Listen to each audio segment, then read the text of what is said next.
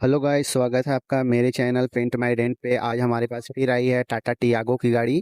इस गाड़ी में नीचे देखा जाए तो इसकी रनिंग बोर्ड पूरी धंस चुकी थी, अंदर जा चुकी थी, डोर में भी डेंट्स थे। तो बड़ा एक मुश्किल सा टास्क बन गया था। जब हम लोगों ने इन्फेक्शन किया तो पता चला कि इसका डोर को ही खोलना पड़ेगा, तब जाके इसका रनिंग बोर्ड को ठीक किया जा सकता है।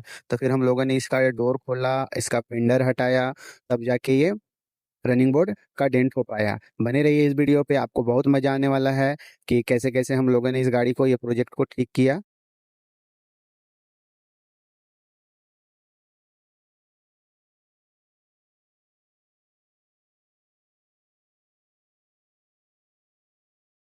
अगर आपको मेरा वीडियो अच्छा लगे तो लाइक कीजिए, सब्सक्राइब कीजिए और शेयर कीजिए।